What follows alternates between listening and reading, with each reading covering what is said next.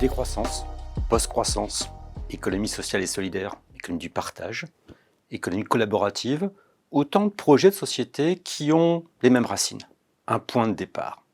Le premier constat, débat autour des coûts cachés de la croissance économique, souvent des coûts environnementaux qu'on a vu apparaître à travers les pluies acides, à travers effectivement l'effondrement de la biodiversité. Également contestation de ce qu'on appelle les nature writers.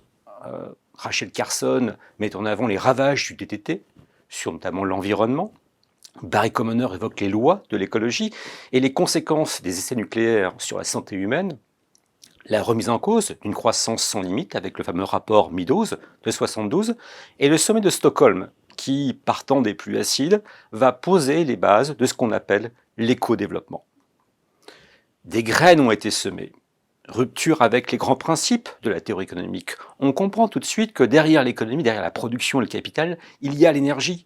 Et l'énergie mécanique déploie de l'entropie, qui crée des gaz à effet de serre, qui entament bien sûr le changement climatique.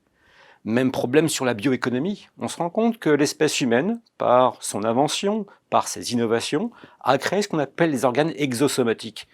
Les avions, les voitures nous permettent de nous déplacer plus vite, mais au prix d'une consommation d'énergie toujours plus importante et d'une surexploitation aujourd'hui des ressources rares. Également problème lié à la boîte à outils des économistes.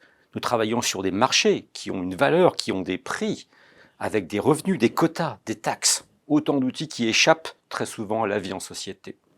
Remise en cause du système économique, nous vivons dans un système capitaliste à base de profit, avec une marchandisation toujours plus pressante, et bien sûr une forme d'idéologie liée à la croissance.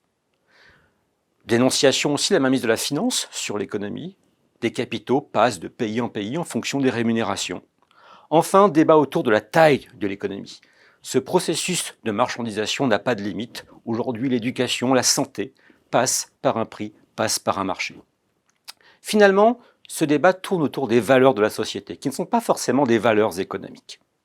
À partir de là, il y a quelques grandes contestations qu'on retrouve dans ces grandes alternatives, ces grands projets de société. La question du profit et cette dénonciation, le surprofit, faut-il faire 10, 15, 20, 30% de marge? La question de la monnaie, qui génère de la spéculation, passer d'une place financière, d'un produit financier à l'autre pour gagner des rémunérations. La question des valeurs économiques, qui reposent sur l'individualisme, l'égoïsme, et finalement une réussite qui est liée à l'individu. La place du travail dans la société, l'épuisement des ressources naturelles, et finalement le grand débat sur la consommation de masse et la production de masse. Finalement, notre productivisme est un frein à l'avenir de nos sociétés. À partir de là, peut-on parler de rupture de paradigme, attend de nouveaux projets de société? On peut sortir de l'économie, comme l'évoque Serge Latouche, la décroissance, et faire référence à l'histoire, à l'anthropologie, comment vivre en société, en dehors de toute pratique économique. On peut chercher à réencastrer l'économie dans la société, voire dans l'environnement, et laisser une taille suffisante pour que justement nous ne gaspillions pas les ressources naturelles. On peut aussi contester cette croissance économique. Les économistes la contestent, mais aussi la société civile, les citoyens. Et aujourd'hui, l'apparition du think tank, de ce qu'on appelle les NGO à l'étranger, les associations s'emparent du projet, s'emparent du débat de société. Finalement, la décroissance, la post-croissance deviennent des slogans politiques, deviennent des façons de vivre, voire des ruptures, l'acceptation de la contestation. De grands instituts comme le Schumacher Institute en Angleterre ou le Post-Growth Institute aux États-Unis revendiquent cette légion. À partir de là, quelle piste pour changer les paradigmes? Comment aujourd'hui trouver un moyen de régler cette question d'une taille démesurée de l'économie? Premier élément, la question du profit. Ce n'est pas un but, c'est un moyen. Il doit servir à des projets de société, des projets pour l'humain, et pas forcément faire du profit pour faire du profit. Deuxième logique, la monnaie ne doit pas être spéculative, elle doit servir dans les transactions. Il faut une monnaie locale, déconnectée de tout gain et toute rémunération. Également entamer un débat sur les dettes publiques. Nous ne changerons pas de paradigme sans changer la relation aux dettes. La France a aujourd'hui plus de 2000 milliards d'euros de dettes. Comment peut-on changer de société avec un tel passif? Également le grand sujet de société, la réduction du temps de travail.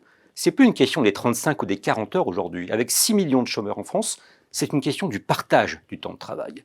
Et il faudra vraiment réfléchir sur une réduction de 25 à 20 heures par semaine pour pouvoir partager ce travail avec tous les individus. Nos gains de productivité, notre effort de productivisme ne permet plus aujourd'hui d'employer toute la main-d'œuvre possible. Débat sur la convivialité, faut-il rechercher, on a dit, l'excès du profit, ou plutôt des valeurs saines, citoyennes, de vie en société? Et peut-être faire de la proximité un argument important pour vivre avec les autres.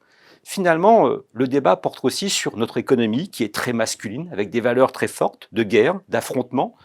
Également un débat sur les commons, ces biens collectifs qui appartiennent à la planète et non plus aux nations ou à la société. Ce sera à ce prix que ces nouvelles alternatives, que ce soit la décroissance ou la post-croissance, se présenteront comme de nouveaux modèles de vie en société.